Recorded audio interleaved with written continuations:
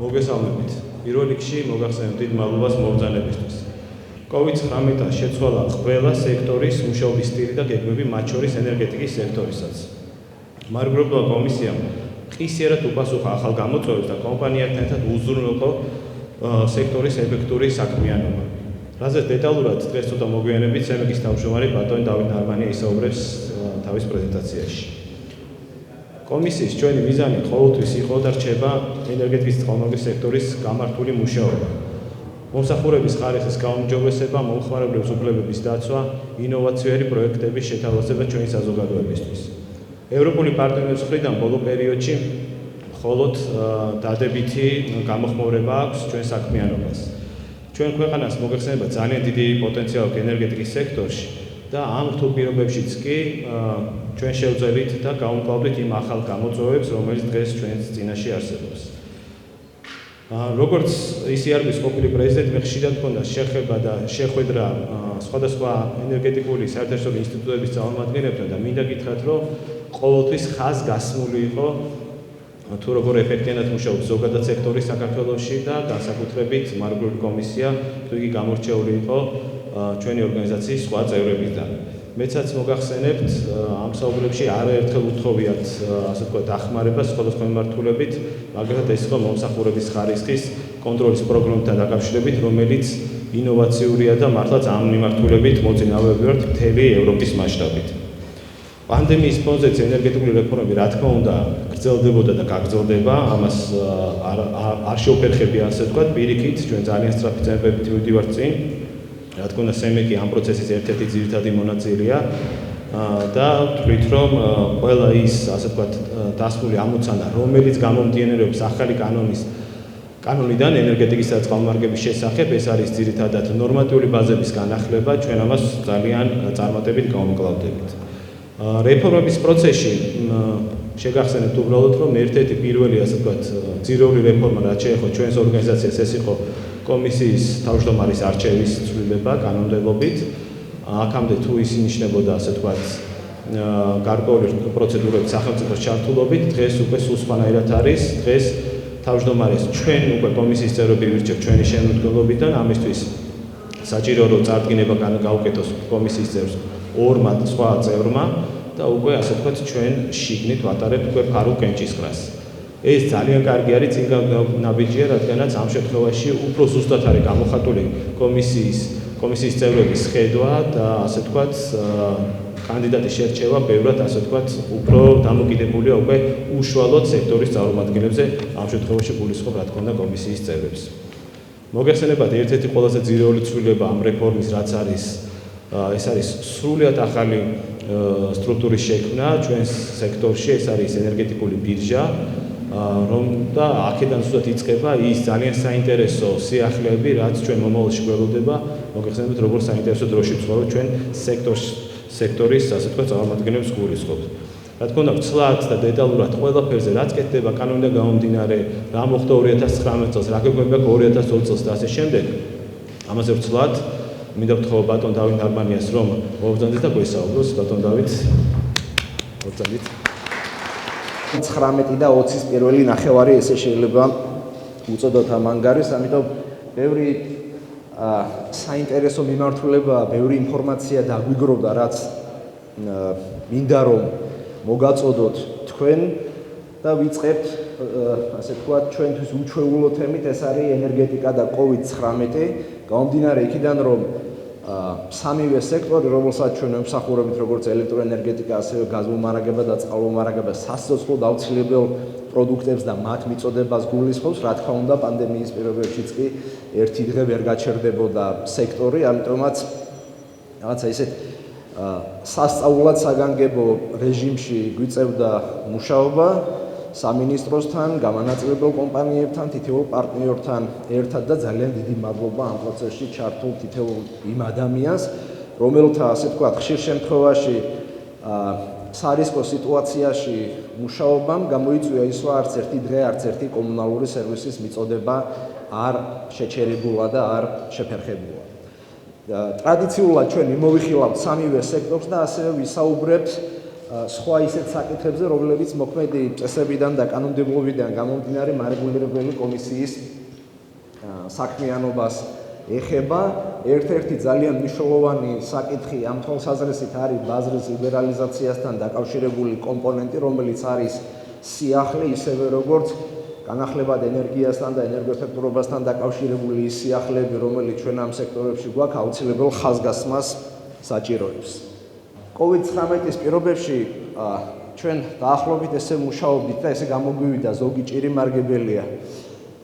იმიტომ რომ რამდენიმე ახალი ელექტრონული სერვისის სწრაფ რეჟიმში გაკეთებამ და შეთავაზებამ მოგვიწია და ეს, ასე ვთქვათ, სერვისები იმუშავებს მომავალშიც ძალიან გამართულად და თანამედროვე საკომუნიკაციო საშუალებების მეშვეობით მიაწვდის სხვადასხვა სახის სერვისებს ჩვენს თანამოქალაქეებს და კომპანიებს. ეს არის მრიცხველების დისტანციური წაკითხვის რეჟიმი, როცა აუკრძალეთ საცხოვრებელ სახლებში შესვლა და თქვით, რომ ვენდოთ მეტი მოქალაქეებს და მათგან მივიღოთ ინფორმაცია თუ რამდენი მოიხმარეს.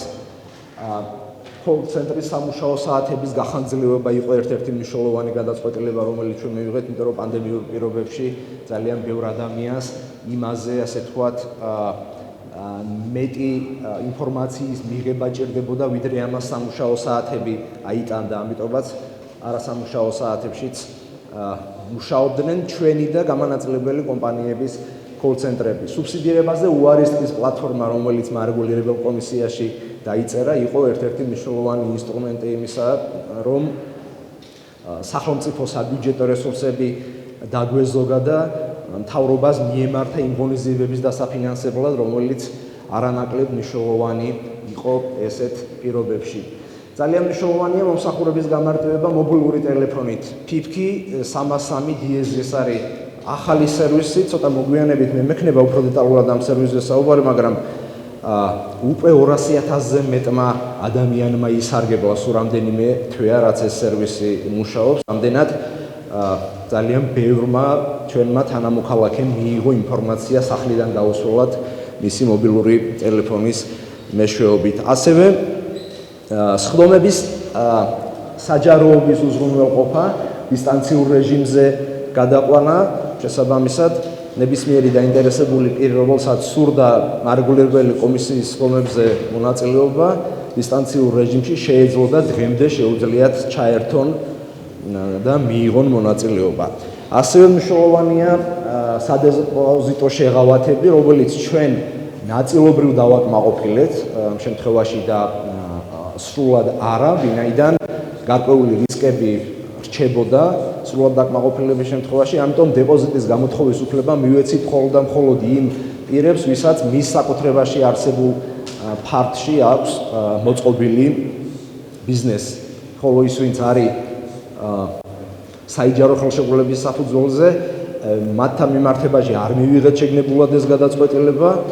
მედიის წარმომადგენლებაც მკითხეს თუ რატომ არა, იმიტომ რომ ესეთ შემთხვევაში მაღალია რისკი, რომ პირი, ესე ვთქვათ, ბიზნესის გაჩერების გამო ან შეფერხების გამო გავიდეს ფართიდან და გადაუხდელი თანხა დარჩეს და მე ეს გადაუხდელი თანხები არ არის ხშირ შემთხვევაში ცოტა და საბოლოო ჯამში ძალიან მნიშვნელოვანი დავალიანებები შეიძლება დაგროვებულიყო გამანაწილებელი კომპანიების მიმართ.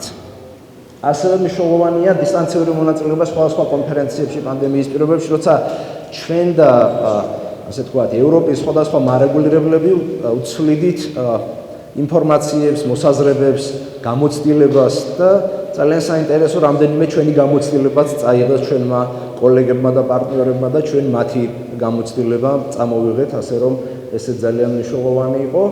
მედიასთანაც დისტანციურ რეჟიმში გქონდა კომუნიკაცია და დღეს პირველი ესეთი გაფართოებული წლიური ანგარიშის პრეზენტაციაა მედიის მონაწილეობით. მე მინდა წარმოგიდგინოთ სამივე სექტორში არსებული მდგომარეობა, რა გვაქვს, როგორია ტენდენცია, დავიწყებთ ელექტროენერგეტიკის სექტორით. აქ არის დიაგრამაზე წარმოდგენილი ბოლო რამდენიმე წლის მაჩვენებლები და შედარება გაკეთებულია წინა წელთან მიმართებაში. ეს არის ელექტროენერგიის წარმოება პირველ რიგში და წარმოების მაჩვენებლებია. შემდეგ არის შიდა მოხმარება. აქ ჩვენ ვხედავთ, რომ წარმოება ჩამორჩება მოხმარებას, შესაბამისად გაზრდილია იმპორტის მაჩვენებელი და ცოტა ასე ვთქვათ მოგვიანებით შემდეგ სლაიდზე ამასაც ვნახავთ. აფხაზეთზე მიწოდება 2019 წელს 2 მილიარდი კილოვატ-საათი შეადგინა, შესაბამისად აქაც ზრდის მაჩვენებელი გვაქვს და ცოტა მოგვიანებით ამასაც გავშლით. ასევე 2019 წელი გამორჩეული იყო იმით, რომ ღია ბაზარზე ესე იგი მოთამაშე პირების რიცხვი გაიზარდა და შესაბამისად 2019 წელს 22.1% მთლიანი მოხმარებისა სწორედ ბაზარზე შესყიდული ენერგიაა და ეს ასე ვთქვათ ზრდის ტენდენციით ხასიათდება 2017 წელს 12% იყო, 2018 წელს 14% და 22%-მდე გაიზარდა 2019 წელს. აქაც ელექტროენერგიასთან დაკავშირებული რამდენიმე მნიშვნელოვანი მაჩვენებელია, ეს არის მოხმარება ერთის მხრივ, გენერაცია, ექსპორტის და იმპორტის მაჩვენებლები. აქ აუცილებლად უნდა აღინიშნოს ის, რომ ექსპორტის მაჩვენებელი წინა წელთან შედარებით შემცირდა, ვინაიდან ჩვენ პრაქტიკულად აღარ გვაქვს საექსპორტო ენერგია ჩვენი მაღალი მოთხოვნიდან გამომდინარე, ხოლო იმპორტის მაჩვენებელი პირიქით გაიზარდა. შესაბამისად, ექსპორტ-იმპორტის უარყოფითი სალდო 2019 წელს მნიშვნელოვნად გაიზარდა, ვიდრე ეს იყო წინა 2018 წელს. აქ არის მაჩვენებლები, მაგალითად ვთქვათ, თელასის მოხმარება, ენერგოპროს მოხმარება, პირდაპირ მოხმარების მაჩვენებელი და აფხაზეთზე მიწოდებული ენერგია.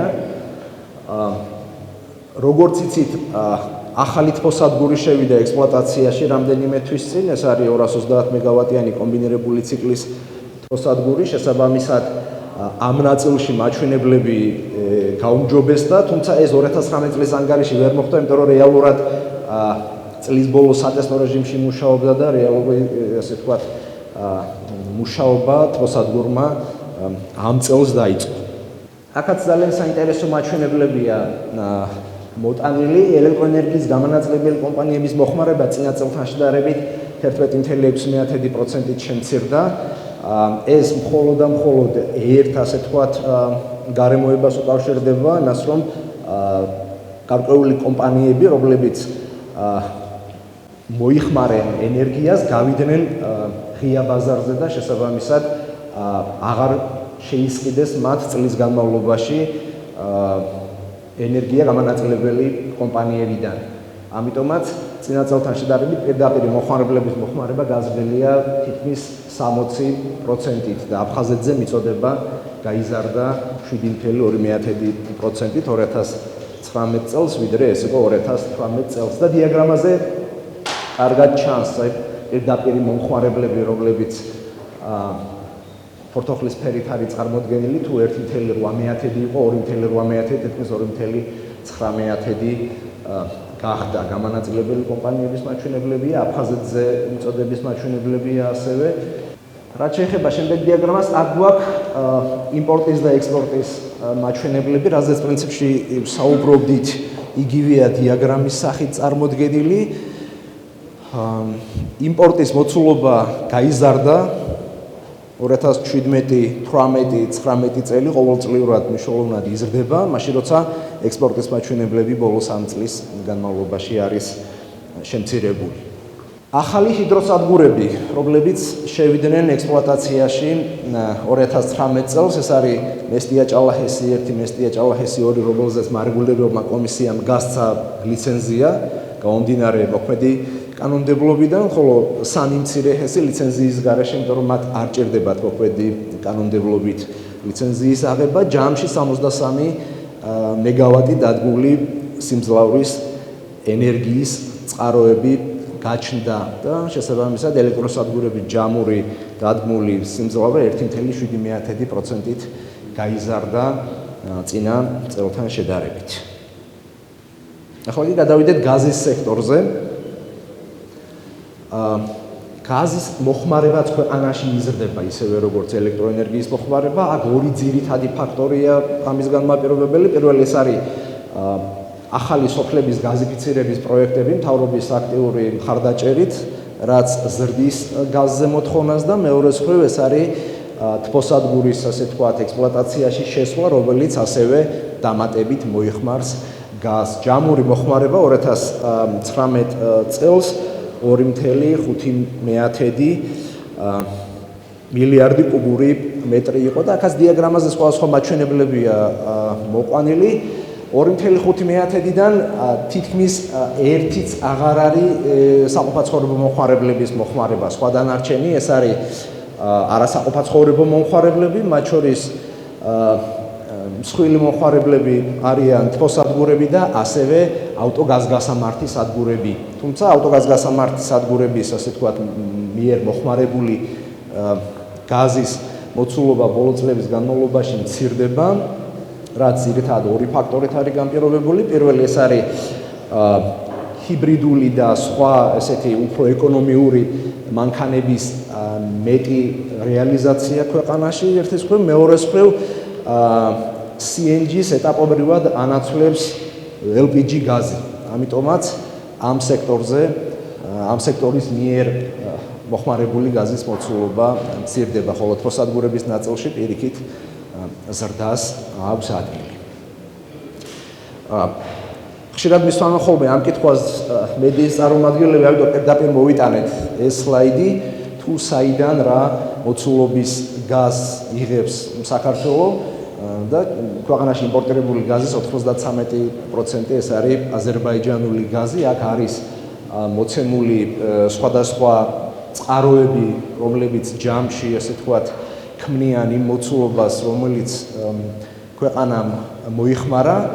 ადგილობრივი წილი არის ძალიან უმნიშვნელო.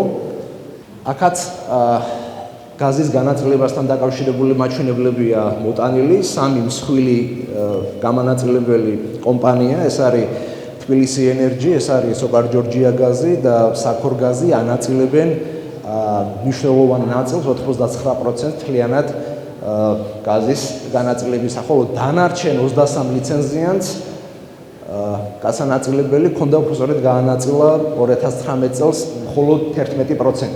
არიან ძალიან მცირე, ასე ვთქვათ, პატარა ლიცენზიანტები, როგორც ჩვენ მათ ვეძახით. რაც შეეხება წყალმომარაგების სექტორს, წყალმომარაგების სექტორი შედარებით გვიან ჩაერთო რეგულირების პროცესში, იცით თქვენ, ამიტომ ახალი წესები, მარეგულირებელი ნორმები და ასე შემდეგ წყალმომარაგების სექტორში უფრო, ასე ვთქვათ, ინტენსიურად ინერგება ბოლო წლების განმავლობაში. ამიტომ უფრო მეტი, ასე ვთქვათ, და აქტიური სამუშაო ახალი მარეგულირებელი ნორმების თვალსაზრისით. კომისია ამ სექტორში ისევე როგორც სხვა სექტორებში ითანხმებს ინვესტიციებს ბუნებრივად.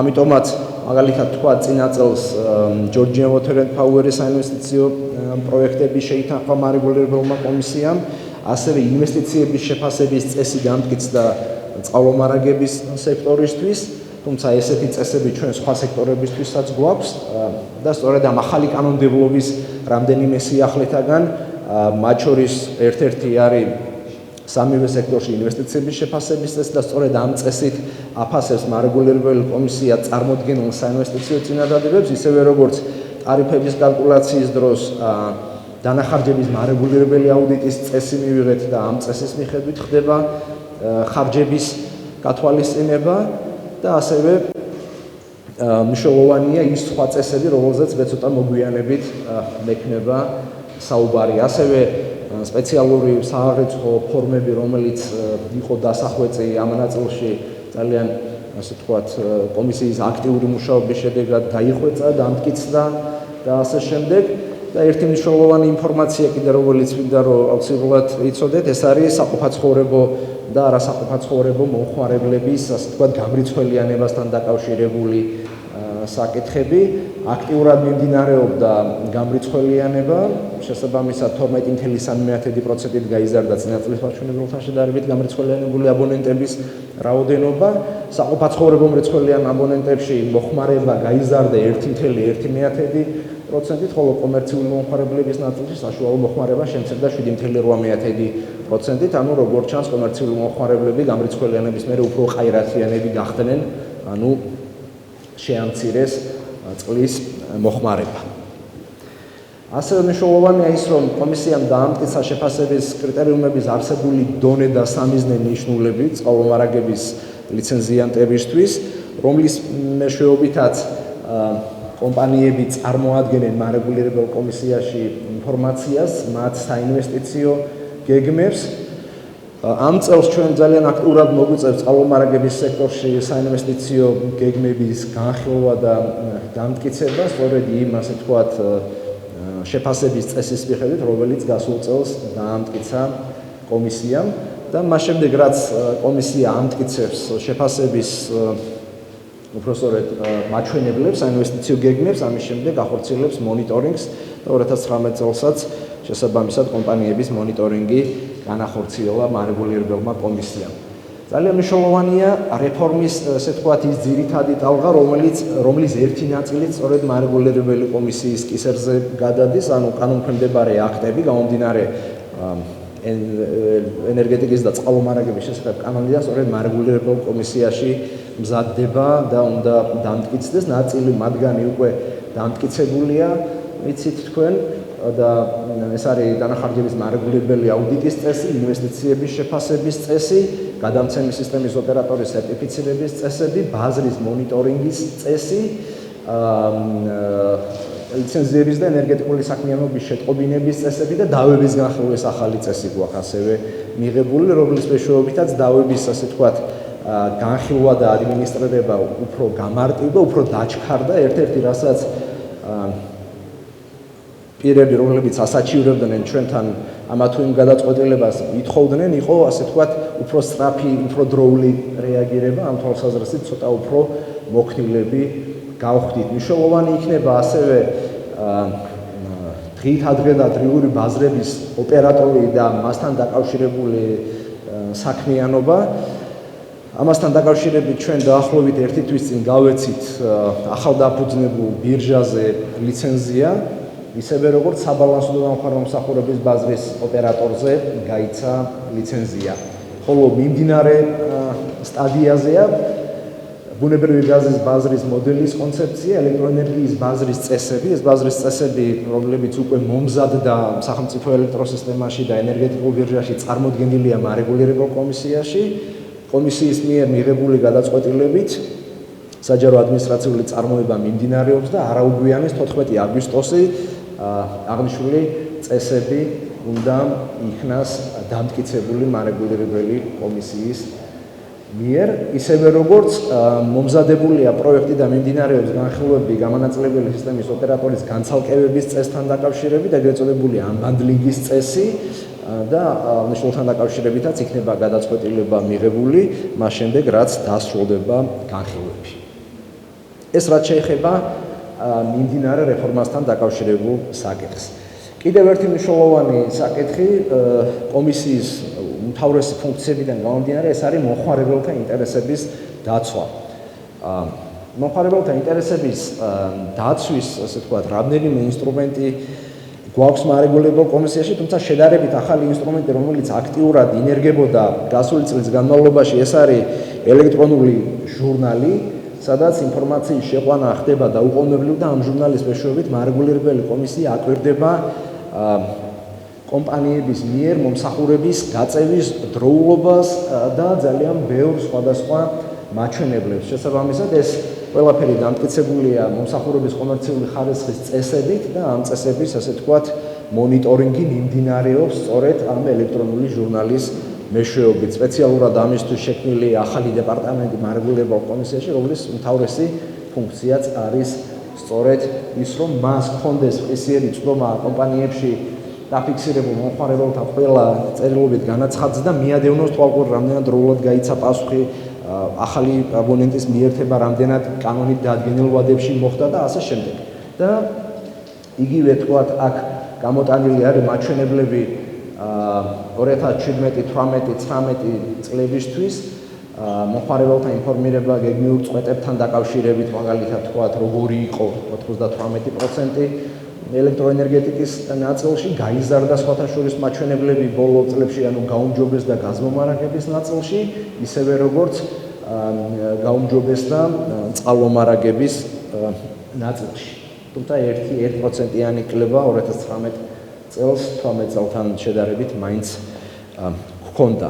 ისევე როგორც სხვა მაჩვენებლების, ასე ვთქვათ, მონიტორინგი მიმდინარეობს ამ პროგრამის მეშვეობით, ეს არის არაგეგმიური წვეტის გამო გამორთული მომხმარებლებისთვის წვეტების აღდგენის დროულობა, იმიტომ რომ დადგენილია წესებით, ასე ვთქვათ, რა ვადა არის გამორთვებისთვის და რა ვადაში უნდა მოხდეს აღდგენა მომსახურებისა, ისევე როგორც დავალიანების გადაუხდელობისთვის, გათიშული მომხმარებლებისთვის მომარაგების აღდგენა. ამასაც აღნიშნული ელექტრონული პლატფორმის მეშვეობით ვაკვირდებით. მომხმარებელთა წერილობით მომართვებზე რეაგირებასთან დაკავშირებული საკითხები, მაგალითად თქვა აღრიცხვის ხელსაწყოების შემოწმება, როცა მომხმარებელი ფიქრობს, რომ მისი მრიცხველი ან დაზიანებული ან არასწორად აღრიცხავს ან ასე შემდეგ, 10 დღის ვადა ყველაფრისთვის დადგენილი სემეკის წესებით, შესაბამისად გამანაწილებელი კომპანიები ვალდებული არიან, რომ შეამოწმონ აღნიშნულ პერიოდში აბონენტთა რეგისტრირებასთან დაკავშირებული საკითხი, ან აბონენტის გაყოფა თუ ხდება, ან ახალი აბონირება თუ ხდება. ხო, აქ მაჩვენებლები ძალიან კარგი გვაქვს და შესაბამისად გარწმუნებული ვარ, რომ იმ მაჩვენებლებში, სადაც ცოტა გვიჭირს, იმ მაჩვენებლებსაც დავაწევთ, ასე ვთქვათ, ესეთ კარგ სამიზნე მაჩვენებელს. ახალი მომხმარებლების მიერთება, მომხმარებელთა მიმართვის საფუძველზე ტექნიკური ხარისხის ადგილზე შემოწმება, ასევე ამ პროგრამის მეშვეობით ხდება ამ ყველაფრის მონიტორინგი და ეს ჩვენ მერე უკვე საშუალებას გვაძლევს, რომ იმ შემთხვევაში თუ გამანაწილებელმა კომპანიებმა დააგვიანეს სერვისის მიწოდება, დაარღვიეს ვადები და ასე შემდეგ, გარკვეული კომპენსაციები დავარიცხოთ ელექტრონული პროგრამის მეშვეობით. 2019 წელს დარიცხულმა კომპენსაციებმა, რომლებიც დაუბრუნდათ მომხმარებლებს, შეადგინა 818,000 ლარი. ისევე როგორც 2019 წელს კომისიის მიერ ჩამოწერილმა თანხებმა 2,122,000 ლარი შეადგინა. ეს არის ხანდაზმული დავალიანებები ან შესაძლოა არასწორად დარიცხული თანხები იყოს, რომლებსაც კომისია აკვირდება და მომხმარებლების მოთხოვნის საფუძველზე ან ჩვენს მიერ, ასე ვთქვათ, ამ პროგრამის მიერ აღმოჩენის შემთხვევაში უბრუნებთ მომხმარებლებს, სწორედ ვავალებთ გამანაწილებელ კომპანიებს, რომ დაუბრუნონ მათ მომხმარებლებს ეს თანხა. ჯამში 3 მილიონ ლარზე მეტი 2019 წელს სხვა სიკეთეების სახით ფულადი ფორმით მიიღეს მომხმარებლებმა. ძალიან მნიშვნელოვანია კომუნალური სერვისების მიწოდების გაუმჯობესების ნაწილი. ჩვენ ძალიან ინტენსიურად მუშაობდით იუსტიციის სამინისტროსთან, მათ ქვემდებარე საჯარო სამართლის იურიდიულ პირებთან, რაც გულისხმობს კომპანიების მომსახურების იუსტიციის სახლში მიღებას და სერვისებში ჩართული არიან მონაცემთა გაცვლის სააგენტო, იუსტიციის სახლი, საჯარო რეესტრის ეროვნული სააგენტო. შესაბამისად, ნებართვების ერთიანი ელექტრონული სივრცე შეიქმნა ასევე, ანუ ერთი ფანჯრის პრინციპი დაინერგა, როცა მომხმარებელს სხვადასხვა უწყებებში სიარული არ უწევს და იუსტიციის სამინისტროს, ასე ვთქვათ, შესაბამის სსიპებში მომსახურების მიღების დროს ადგილზე აგვარებს ასევე კომუნალური განაცხადების საკითხებს და ძალიან დიდი მადლობა მინდა უთხრა იუსტიციის სამინისტროს და მათ წარმომადგენლებს, რომლებიც აქ იმყოფებიან.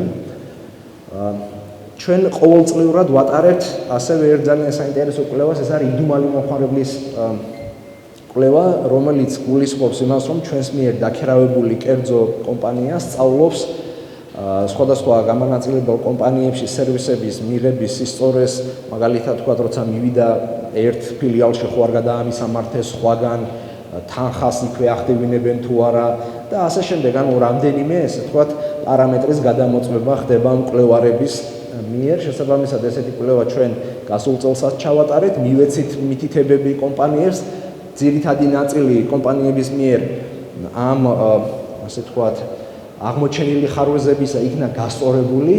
ახლა ბოლო კვლევის პრეზენტაცია გქონდა ერთი კვირის წინ და კიდე პატარ-პატარა საკითხები არის დარჩენილი და დარწმუნებული ვარ, რომ ისიც ბოლომდე მივა და შესაბამისად, ასე ვთქვათ, სერვისის გაწევა კიდე უფრო მეტად გაუმჯობესდება. ვსაუბრობდი კოდზე ფიფქი 303 დიეზი. რაც საშუალებას გვაძლევს ჩვენივე მობილური ტელეფონით გავაგზავნოთ მოკლე ტექსტური შეტყობინება და მივიღოთ რამდენიმე აუცილებელი სერვისი, როგორიც არის მაგალითად თქვათ მივიღოთ ელექტრონულად ქვითარი, სადაც ჩანს რამდენია დარიცხული თანხა. თქვათ ჩვენი ტელეფონის ნომრით ცვლილება თუ გჭირდება ბაზაში, ხო, ელექტრონულად მოვახდინოთ იმ ტელეფონის შეცვლა, რომელზეც მერე მოგვივა მომდევნო პერიოდში ინფორმაცია და ესეთი რამდენიმე მნიშვნელოვანი საკითხი ამ ელექტრონული სისტემის მეშვეობით გვარდება. ჯამში როგორც გითხარით, სულ რამდენიმე თვეა რაც მოქმედებს, 3-4 თვე მეტი არა, 200,000-მა პირმა 200,000-ზე მეტმა პირმა ისარგებლა უკვე ამ სერვისით. აქ ჩვენ კომუნიკაციების კომპანიები გამოყვნენ კარგად და ძალიან ინტენსიურად ვიმუშავეთ მათთან, ამიტომ მინდა მათაც დიდი მადლობა გადაუხადო. ჩვენი კოლეგა მარეგულირებელი იყო ასევე აქტიურად ჩართული ამ საკითხებში. მომსახურების ერთგვაროვანი პირობები, ასე ვთქვათ, ასევე იქნა მიღებული და დადგენილი მარეგულირებელი კომისიის მიერ, წესები პერიოდულად იხვეწება ჩვენთან, იმიტომ რომ ახალ-ახალი გარემოებები აღმოჩნდება ხოლმე ან რაღაცა სიახლე შემოდის სექტორებში. შესაბამისად ამ ყველაფერს ჩვენი წესები უნდა მივაყოლოთ როგორც წესი, ამიტომაც მოქნილები ვართ საკმაოდ და პერიოდულად ასე ვთქვათ ვცვლით მომსახურების წესებს, რომელიც ორიენტირებული არის სწორედ ჩვენი თანამოქალაქეების და სხვა ტიპის აბონენტების, როგორც საყოფაცხოვრებო, ასევე არასაყოფაცხოვრებო პირების მდგომარეობის გაუმჯობესებაზე.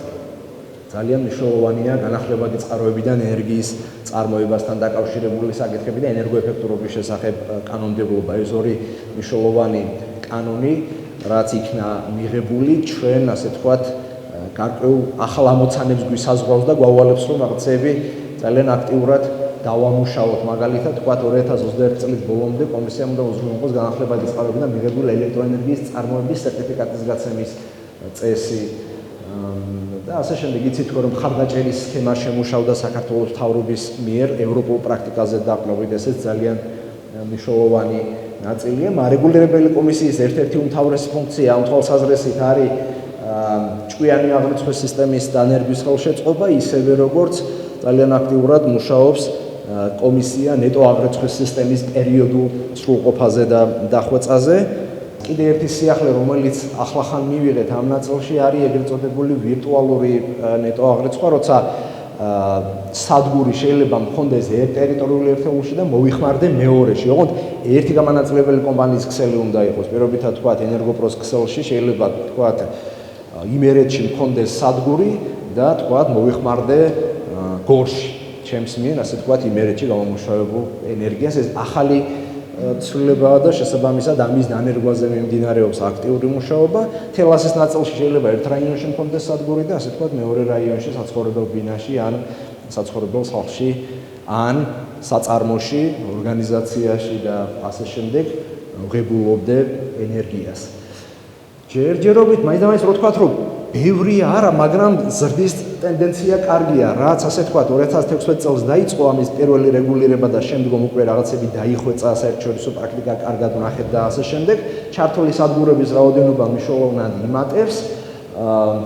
173 სადგური იყო ჩართული 1 იანვრის მდგომარეობით, რომელთა ჯამური სიმძლავრე 2 მეგავატზე მეტი იყო. თუმცა მას მერე რაც ახალი რეგულაციები დავამატეთ, უფრო მეტი ასე ვთქვათ, წამოვიდა ამ წლის გაზაფხულიდან, რასაც ჩვენ უყურებთ ჩართული სადგურების რაოდენობა და დარწმუნებული ვართ, რომ უფრო მეტი და მეტი სადგური ჩაერთვება სისტემაში. მარეგულირებელი კომისია, როგორც წესი, ძალიან აქტიურად თანამშრომლობს საერთაშორისო პარტნიორებთან, ბევრი მათგანის საბჭოს წევრებიცა ვართ, როგორც წესი, მაგალითად თქვათ, ერაში ევროპის მარეგულირებელთა ასოციაციაში ძალიან აქტიურები ვართ, ვარეგში წყლის მარეგულირებელთა ასოციაციაში და ასე შემდეგ. და კიდევ ორი პატარა ინფორმაცია, ეს არის ISO სტანდარტების დანერგვა მიმდინარეობს აქტიურად სემეკში. 2019 წელს დავიწყეთ ეს პროექტი და 2020 წელსაც აქტიურად გრძელდება. ამ წლის ბოლომდე ჩვენ ISO 9001-2015 დავნერგავთ, ისევე როგორც უკვე დანერგილი გვაქვს თანამშრომელთა შეფასების სისტემა, რომლითაც ფასდებიან ჩვენი თანამშრომლები. მარეგულირებელი კომისია ღია და გახსნილია, რაც ნიშნავს იმას, რომ ნებისმიერ, ასე ვთქვათ, შემოსულ განაცხადზე ჩვენ ვაკეთებთ რეაგირებას, გაიცემა საჯარო ინფორმაცია. ერთადერთი შემთხვევა გქონდა გასულ წელს, როცა არ დავაკმაყოფილეთ ინფორმაცია, იმიტომ რომ კომერციული საიდუმლოების შემცველი ინფორმაცია იყო და შესაბამისად ჩვენ, ასე ვთქვათ, კომერციული საიდუმლოების შემცველი ინფორმაციას, როგორც საჯარო ინფორმაციას, ბუნებრივად არ გავცემთ. ყველა სხვა შემთხვევაში სრულად დაკმაყოფილდა ძალიან მცირე ნაწილი ნაწილობრივ დაკმაყოფილდა, აქაც კომერციულ შენობასთან დაკავშირებული ნაწილის არ გაცემა ხდება პერიოდულად, რა თქმა უნდა, ვაქვეყნებთ. ძალიან აქტიური მედია კლუბი გვაქვს. ბოლო რამდენიმე თვეა პანდემიიდან გამომდინარე ცოტა ჩაგვივარდა ამ თვალსაზრისით კომუნიკაცია მედიასთან, თუმცა აღვადგენთ ამას აუცილებლად. სემეკის ცხელ ხაზზე გასული წლის განმავლობაში 10,000-ზე მეტი ზარი მივიღეთ. წლის განმავლობაში გაიმართა 114 საჯარო სხდომა, სადაც 53 დადგენილება და 2013 გადაწყვეტილება იქნა მიღებული. აქტიურად თანამშრომლობთ ყველა მედია საშუალებებთან, მაგრამ განსაკუთრებით რადიო კომერსანტთან, ვინაიდან აქ ჩვენი ერთ-ერთი დეპარტამენტის ხელმძღვანელი, ელექტროენერგეტიკის დეპარტამენტის ხელმძღვანელი ბატონი ნუგზარბერიძე თავად გახლავთ გადაცემის წამყვანი 2014 წლიდან დღემდე და ძალიან კარგად ვიყენებთ ამ გადაცემა პროფესიონალებს, რომ რაც შეიძლება მეტ ხალხს მივაწოდოთ ინფორმაცია სექტორში მიმდინარე რეფორმების შესახებ. ძალიან არ დაგღალეთ მე მგონი, ჩვენი დევიზი კვლავაც უცვლელი რჩება, როცა ბალანსი დაცულია, იქ მარეგულირებელი კომისია მუშაობს, როგორც კი ან მარჯვნივ გადავიხებით, ან მარცხნივ, აუცილებლად მივიღებთ შენიშვნებს და საყვედურებს, ამიტომ რჩებით კვლავ დაბალანსებულ ორგანიზაციად, როცა ჩვენს მიერ მიღებულ გადაწყვეტილებებზე ლიცენზიანტები ან მოქალაქეები არიან უკმაყოფილოები, რა თქმა უნდა, საჩივრდება სასამართლოში და შესაბამისად მივყვებით ბოლომდე ჩვენს მიერ მიღებულ გადაწყვეტილებებს. სასამართლო პრაქტიკა გვიჩვენებს, რომ აბსოლუტური უმეტესობა კომისიის მიერ მიღებული გადაწყვეტილებები რჩება ესეთად, ან ხანდახან გვევალება ხოლმე საქმის ხელახალი განხილვა. ძალიან დიდი მადლობა, მზად ვარ უპასუხოთ თქვენს ნებისმიერ კითხვებს. ძალიან დიდი მადლობა აქტიურად ვინც გვეთანამშრომლებით და ჩვენთან ერთად მუშაობთ, იმიტომ რომ მარეგულირებელი კომისია მარტო, ასე ვთქვათ, 100-კაციანი სტაფით ამას ვერ გააკეთებდა. ყველა კარგ საინტერესო ინიციატივაზე, იდეაზე მოყვებიან გამანაწილებელი კომპანიები, როგორც წესი და ერთობლივად მუშაობთ. ისევე როგორც სხვადასხვა საჯარო დაწესებულებებთან ძალიან მჭიდროდ და აქტიურად მუშაობთ. შესაბამისად, სამინისტრო, ელექტროსისტემა, ესკო და ყველა სხვა უწყება, რომლებიც ენერგეტიკის სექტორში თავთავის ნაწილში მუშაობენ აქტიურად, საბოლოო ჯამში ქმნიან იმ პროდუქტს, რომლის, ასე ვთქვათ, ერთი ნაწილის პრეზენტაცია შევძელი და გავაკეთეთ თქვენთვის.